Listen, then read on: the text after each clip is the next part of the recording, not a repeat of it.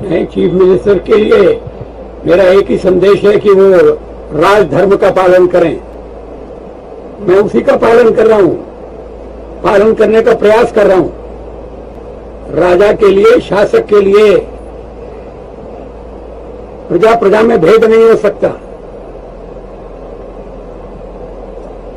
न जन्म के आधार पर, न जाति के आधार पर, न संप्रदाय के आधार पर।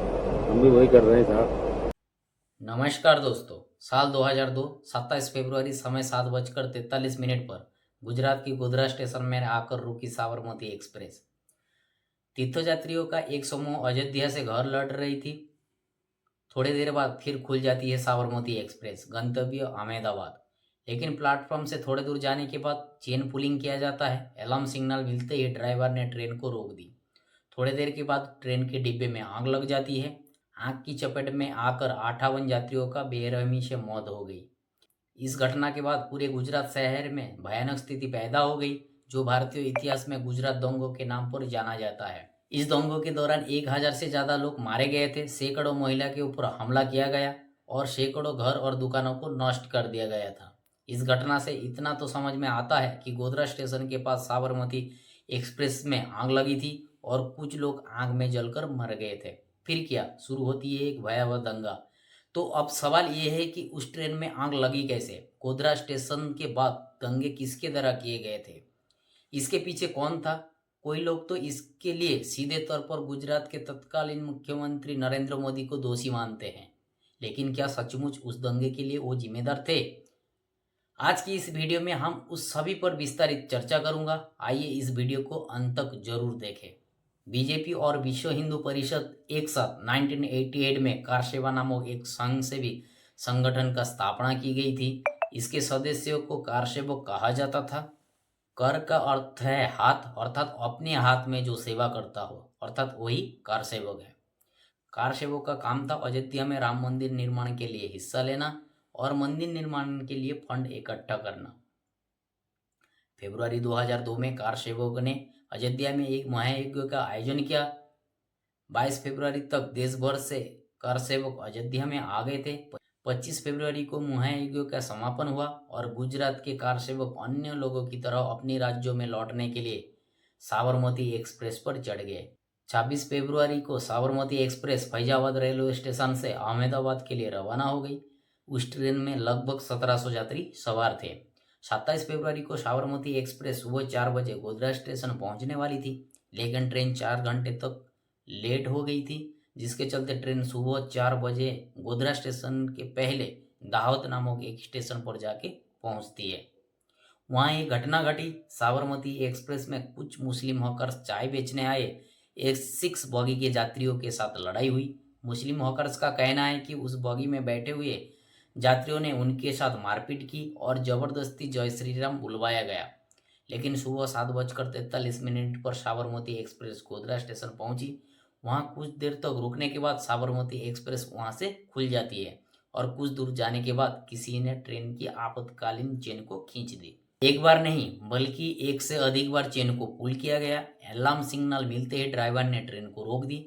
उस स्थान पर रेल लाइन की दोनों ओर घांची मुसलमानों की बस्ती थी। देखते ही देखते हजारों संख्या के मुस्लिम युवक वहां से निकल कर आए और उत्तेजित होकर ट्रेन पर पत्थरबाजी बरसाना शुरू कर दिया। यात्री बचने के लिए अपनी खिड़कियां और दरवाजे बंद कर लेते हैं। तभी उत्तेजित भीड़ ने S6 बॉगी के शटर को तोड़कर उसमें पेट्रोल से भीगा हुआ कपड़ा अंदर फेंक देती है और उसमें आग लगा देती है। लाइन के दोनों ओर बहुत लोग इकट्ठा हुए थे। उनके हाथों में घरेलू हथियार थे, इसीलिए ट्रेन के बाकी यात्री डर के मारे बाहर निकल नहीं सके। आग पूरे डिब्बे में फैल गई। ट्रेन ड्राइवर ने बिना समय बर्बाद किए कंट्रोल रूम को फोन कर फोर्स भेजने के लिए कहा। कुछ ही देर में CRPF आ जाती है और कुछ राउंड फायरिंग करके भीड़ को चितर बितर कर देती है। इस बीच फायर ब्रिगेड के वहां पहुंचने से पहले 58 लोगों जलकर मौत हो गई। आग बुझाने के दौरान और एक व्यक्तियों का मौत हो गई। टोटल 59 लोगों की मौत हो गई थी। 48 अन्य लोग गंभीर रूप से घायल हो गए थे। साबरमती एक्सप्रेस पर हमले को लेकर कोई तरह थ्योरी है।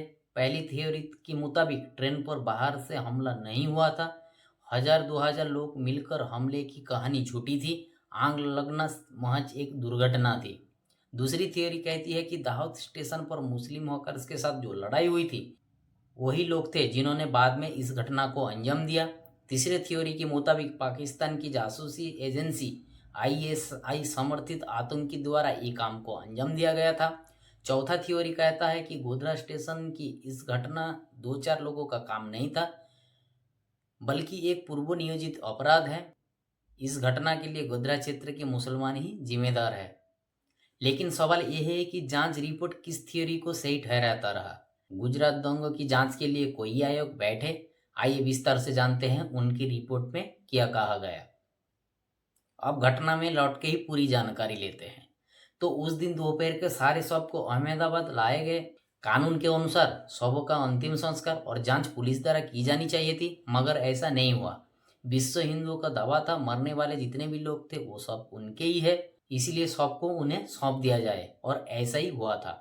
इसके बाद क्या हुआ? विश्व हिंदू परिषद के लोगों ने शवों को अहमदाबाद शहर में खुली जीपों में लेकर ओपनली BHP कार्यालय में ले गए। साथ ही साथ उसका लाइव टेलीकास्ट भी करवाया गया।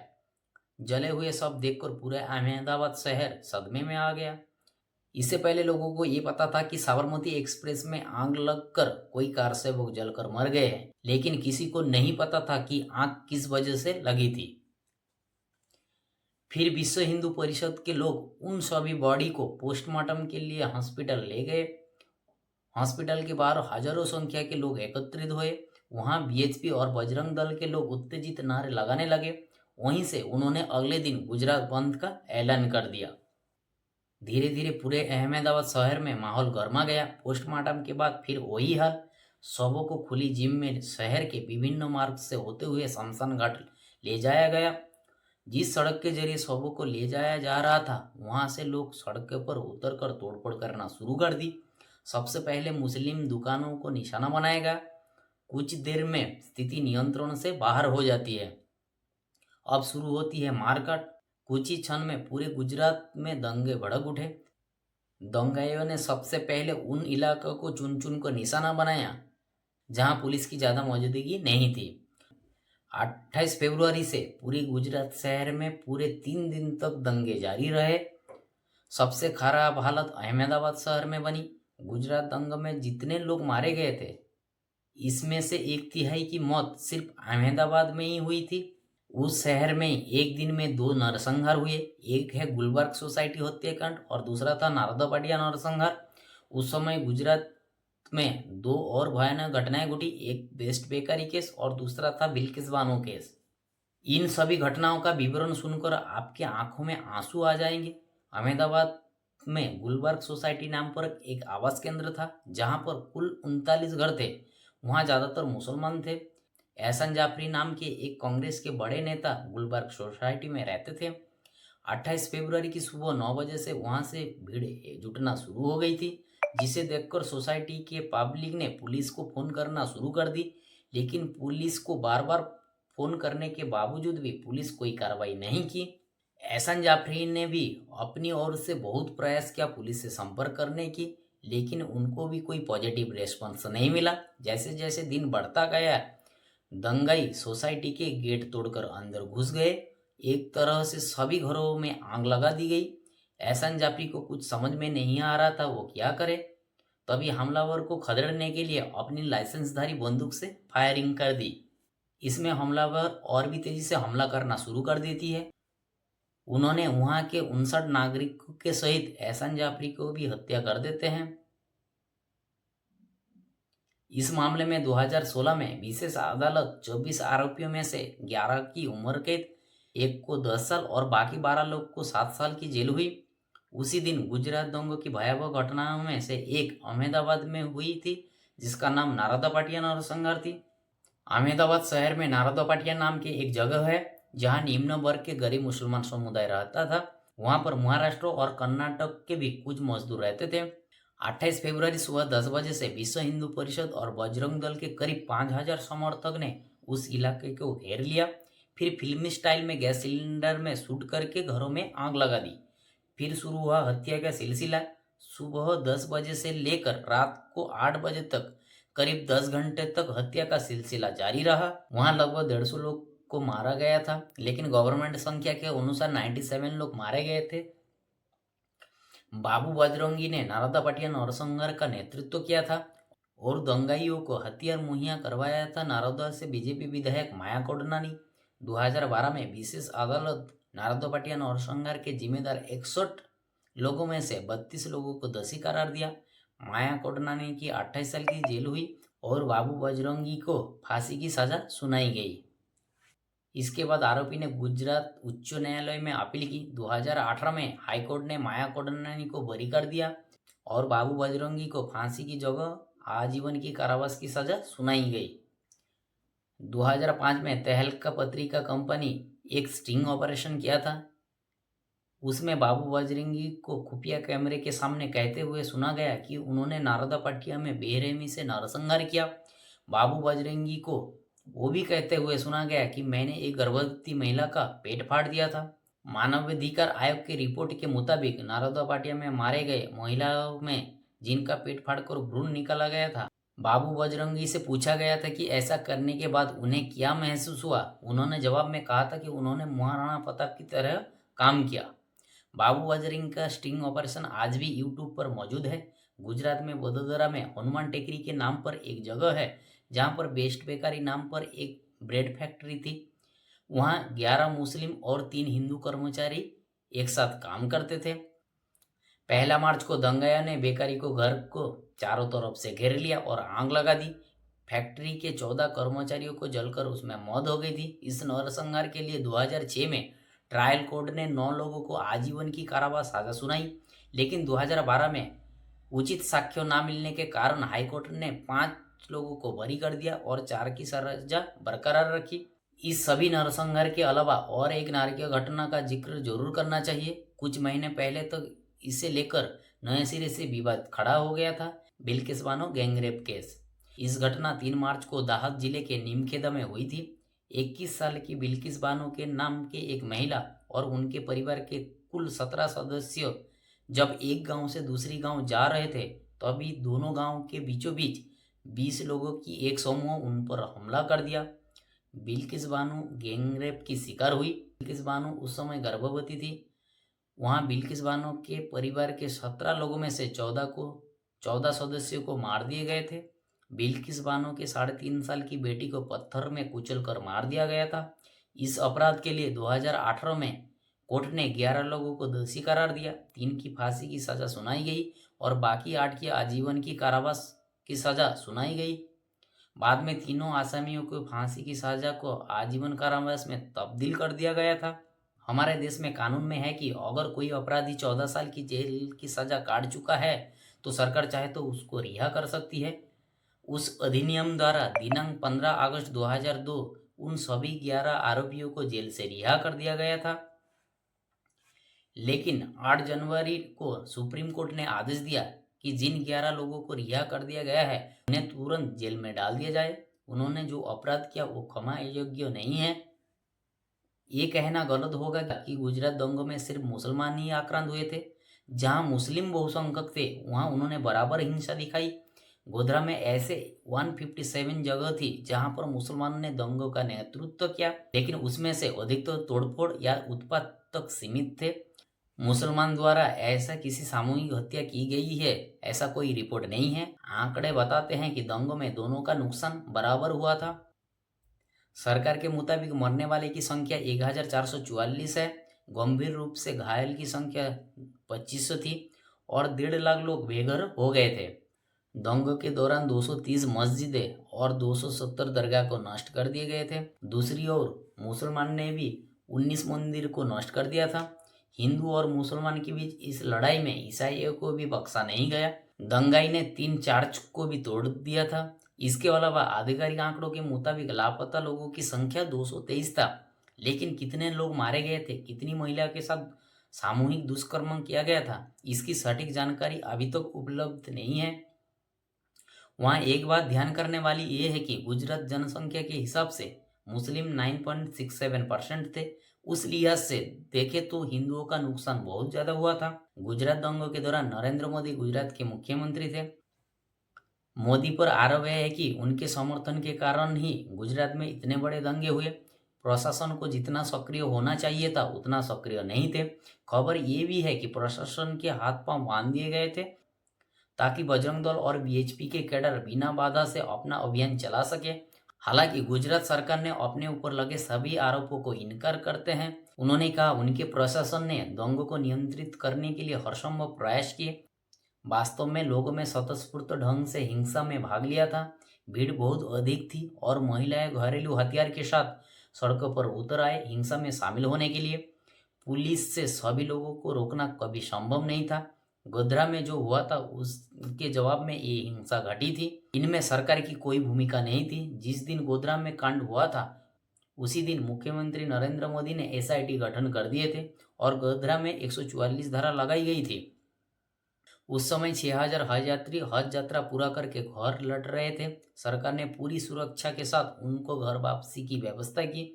इतना ही नहीं, दंगों की आवाज मिलते ही महाराष्ट्र, राजस्थान, मध्य प्रदेश इन तीनों राज्यों से अतिरिक्त पुलिस भेजने के लिए अनुरोध किया गया था, लेकिन कोई मदद नहीं मिली। गुजरात सरकार की सद्भावना के कारण 3 दिनों के भीतर स्थिति सामान्य हो गई थी। अब गुजरात सरकार के ये तमाम दलील बिल्कुल भी निराधार नहीं था, लेकिन सरकार के ऊपर उंगली उठाने के लिए वजह भी बहुत थी। राजीव भट्ट के नाम पर एक पुलिस अधिकारी जो गुजरात इंटेलिजेंस के प्रमुख थे, उन्होंने अदालत में गवाही देते हुए कहा पुलिस ने उन जला हुआ सबको खुली जीपों में ले जाने से रोका था, लेकिन पुलिस की बात नहीं सुनी गई। उनके पास खबरें आ रही थी कि हालात बदतर होने जा रहे हैं। बहुत सारे इलाका से अशांति की रिपोर्ट आ रही थी। रिपोर्ट आने के बावजूद भी पुलिस अधिकारी कोई कार्रवाई नहीं कर सके क्योंकि उनके हाथ पैर बंधे हुए थे। राजीव भट्ट के बयान में कहा गया है कि 27 फरवरी की शाम राज्य सरकार की ओर से एक बैठक बुलाई गई थी। वहां तमाम पुलिस के नौकरशाह और मंत्री मौजूद थे। वहां प्रशासन को सूचना दी गई कि लोग नाराज है, 2-3 दिन तक तनाव रहेगा, फिर स्थिति अपने आप शांत हो जाएगी। पुलिस को ज्यादा सक्रिय होने की जरूरत नहीं है। गुजरात दंगों के दौरान सरकार के साथ साथ पुलिस विभाग को भी दोषी ठहराया जाता है। पुलिस विभाग के खिलाफ शिकायत यह है कि उन्होंने बवाल रोकने के लिए कोई ठोस कदम नहीं उठाया। इसके विपरीत कुछ स्थानों पर पुलिस ने दंगाइयों की भूमिका निभाई। नारदा पाटिया हत्याकांड को दबाने में जुटी पुलिस ने शवों को लॉरियों में लाद कर शहर में विभिन्न अलग अलग हिस्सों में फेंक दिया। इसी बीच पुलिस ने भी ये कहा है कि अगर पुलिस ने कोई कार्रवाई नहीं की तो 28 फरवरी तक केवल अहमदाबाद शहर में 30 पुलिसकर्मियों की मौत कैसे हो गई। रिपोर्ट में ये भी कहा गया कि दंगों को रोकने के कोशिश में पूरी गुजरात में 200 पुलिसकर्मियों की मौत हो गई। अंत में ये स्पष्ट है कि दंगा नियंत्रण करने में गुजरात सरकार की भूमिका निराशाजनक थी, लेकिन इसके लिए सीधे तौर पर नरेंद्र मोदी को दोषी नहीं ठहराया जा सकता। गोधरा में कार सेवकों की मौत की घटना से आम लोगों के अंदर नफरत पैदा हुई और उससे एक भयानक दंगे का रूप ले लिया। लेकिन क्या सचमुच उनके सिर पर कोई बड़ा हाथ था, ये सिद्ध अब तक नहीं हो पाया। माननीय उच्च न्यायालय ने गुजरात दंगों के सभी आरोपों से आज के प्रधानमंत्री श्री नरेंद्र मोदी को छूट दे दी है। इसलिए इस पर टिप्पणी करना बेहद बेवकूफ़ी है और कोर्ट की अवमानना तो है। लेकिन अब सवाल यह है कि जिस घटना से लेकर इतना मारकाट हुई, इतनी लड़ाई हुई, उस गोधरा कांड का मुख्य कलाकार कौन है। गोधरा कांड और उसके बाद घटना की जांच के लिए 2 प्रमुख आयोग बैठे थे। एक नानावती मेहता आयोग जिसे गुजरात सरकार द्वारा नियुक्त किया गया था और दूसरा था उमेश चंद्र बनर्जी आयोग जिसे केंद्रीय रेल मंत्री द्वारा नियुक्त किया गया था। नानावती मेहता आयोग की रिपोर्ट के अनुसार साबरमती एक्सप्रेस में आग लगना कोई दुर्घटना नहीं था, एक पूर्व नियोजित साजिश थी। हुसैन इब्राहिम उमरजी नामक मौलवी, नानू मियाँ नामक एक सस्पेंडेड पुलिस ऑफिसर, ये दोनों साजिश के मास्टरमाइंड थे। आयोग के मुताबिक 26 फरवरी की रात गोधरा अमन गेस्ट हाउस के कुछ स्थानीय मुसलमान साबरमती एक्सप्रेस में हमले की योजना बनाई थी। योजना के मुताबिक उस रात एक पेट्रोल पंप से करीब 140 लीटर पेट्रोल खरीदा गया था और रजर कुरकुर नाम के एक मुस्लिम व्यक्ति के घर पर ये स्टोरेज किया गया था। अगली सुबह स्थानीय मुसलमानों को उकसावे में रेल लाइन के दोनों ओर से एकत्रित किए गए थे। साबरमती एक्सप्रेस में आग लगा दी गई। आयोग अंत में ये निष्कर्ष निकाला था कि गोधरा कांड में ट्रेन में लगी आग कोई आतंकवादी संगठन से लिंक नहीं था। इस घटना के लिए गोधरा क्षेत्र के स्थानीय मुसलमान ही जिम्मेदार थे। गुजरात दंगों के दौरान केंद्र में बीजेपी की सरकार थी। अटल बिहारी वाजपेयी प्रधानमंत्री थे। 2014 में कांग्रेस के नेतृत्व वाली यूपीए सरकार दिल्ली के मसनद पर कब्जा कर लिया। तुरंत उन्होंने नरेंद्र मोदी पर काबू कसने के लिए सक्रिय हो जाते हैं। स्वाभाविक रूप से उन्होंने नानावती मेहता आयोग की रिपोर्ट को खारिज कर दिया। चूंकि रेल मंत्री केंद्र सरकार के अधीन आती है, इसलिए यूपीए सरकार ने उमेश चंद्र बनर्जी के एक आयोग का गठन करा। आयोग का काम था कि साबरमती एक्सप्रेस में आग कैसे लगी वो पता लगाना। 4 महीने के अंदर उमेश चंद्र बनर्जी आयोग ने रिपोर्ट दे दी। साबरमती एक्सप्रेस में आग बाहर से नहीं लगाई गई थी, वो महज एक दुर्घटना थी। कंसर्न सिटीजन्स ट्राइब्यूनल नामक एक निष्पक्ष जांच टीम उमेश चंद्र बनर्जी की रिपोर्ट से सहमत थे। आयोग का कहना था कि वो बाहर से आग लगाने की कोई सबूत नहीं थी। हैरान करने वाली बात यह है कि साबरमती एक्सप्रेस के पैसेंजर और ड्राइवर से बिना पूछे ये रिपोर्ट तैयार किया गया था। गोधरा कांड के दिन रेलवे विभाग की रिपोर्ट तो भी खुलकर देखा नहीं गया। आरपीएफ के रिपोर्ट के अनुसार वास्तव में उस दिन गोधरा स्टेशन से थोड़ी दूर पर सिग्नल फेलिया नामक एक जगह से 1,500 से 2,000 लोग जुटे हुए थे। वही लोग थे उन्होंने साबरमती एक्सप्रेस पर हमला किया था और S6 कोच में आग लगा दी थी। ड्राइवर का फोन आने के बाद रेलवे विभाग की पुलिस मौके पर पहुंच गई और शून्य में फायर करके भीड़ को चितर-वितर कर दिया। इनसे ये स्पष्ट है कि केंद्र सरकार द्वारा पेशी गई रिपोर्ट निराधार था। साबरमती एक्सप्रेस में आग कैसे लगी उसका पता लगाने के बजाय वो पता लगाने में व्यस्त है कि गुजरात सरकार को कैसे फंसाया जा सके और मुसलमानों को कैसे खुश किया जा सके। नानावती मेहता आयोग की रिपोर्ट भी उतने क्लीन नहीं थी। आयोग की रिपोर्ट के अनुसार गोधरा कांड था बिफोर प्लानिंग, लेकिन इसके पक्ष में भी पर्याप्त सबूत नहीं था। इस आयोग की नियुक्ति गुजरात सरकार द्वारा की गई थी, इसलिए स्वाभाविक है कि नानावती आयोग गुजरात सरकार के पक्ष में ही रिपोर्ट देगा। उस समय अखबार रिपोर्ट, यात्रियों का बयान, रेलवे विभाग की रिपोर्ट, फॉरेंसिक रिपोर्ट और आरोपियों का बयान सब कुछ सही संकेत दे रहा था कि आग बाहर से लगाई गई थी। गोधरा कांड में 59 लोग को जलाने के जुर्म में शुरुआत 107 लोगों को गिरफ्तार किया गया था। उनमें से 8 किशोर थे, इसलिए उन्हें जुवेनाइल कोर्ट में भेज दिया गया था। बचे 99 में से 5 मुकदमा चलते समय मर गए थे। फरवरी 2011 में ट्रायल कोर्ट ने बाकी 94 आरोपियों में से 31 लोगों को दोषी करार दिया और 63 लोग को बरी कर दिया। उन 31 लोगों में से 11 की मौत की सजा सुनाई गई एंड शेष 20 को आजीवन की कारावास की सजा सुनाई गई थी। साल 2017 में गुजरात के उच्च न्यायालय उन 11 लोगों को भी मौत की सजा कम कर दी और उनको भी आजीवन की कारावास की सजा सुनाई गई। आखिर में एक और सवाल का जवाब मिलना बाकी रह गया। साबरमती एक्सप्रेस पर हमले के पीछे का वजह क्या थी? पूरी ट्रेन की जगह केवल S6 डब्बे में क्यों आग लगाई गई? एक जांच अधिकारी ने टाइम्स ऑफ इंडिया को दिए एक इंटरव्यू में बताया गया कि गोधरा के मुसलमानों के अंदर एक अफवाह फैल गई थी कि साबरमती एक्सप्रेस के S6 कोच के कारसेवक द्वारा दाहोद स्टेशन पर उतरकर कोई मस्जिद में तोड़फोड़ की। केवल वही कारण के लिए मुसलमान द्वारा S6 डिब्बे में आग लगाने का मुख्य वजह था। मैंने आपको वीडियो की शुरुआत में बताया था कि दाहोद स्टेशन पर कुछ मुस्लिम हकर्स S6 डिब्बे में चढ़ गए थे। वहां पर उनके साथ कारसेवकों की झड़प हुई थी। उसी हकर्स में से कोई एक फोन करके अफवाह फैला दी, ना ही कोई इसका पुष्टि हो पाई है। S6 बगी की कारसेवक ने कोई स्टेशन पर बवाल की। जब ट्रेन लखनऊ स्टेशन पर रुकती है तो सबसे पहले बवाल वहीं से ही शुरू होती है। मुस्लिम यात्रियों से बदतमीजी और जबरदस्ती उनसे जय श्री राम बुलवाना ये सब कर रहे थे। हालांकि S6 बगी के कारसेवक ने मुसलमान से झड़प कर रहे थे, लेकिन उसके लिए उनको जला देना कहीं से भी जस्टिफाई नहीं किया जा सकता। वह एक बर्बरतापूर्ण कृत्य है।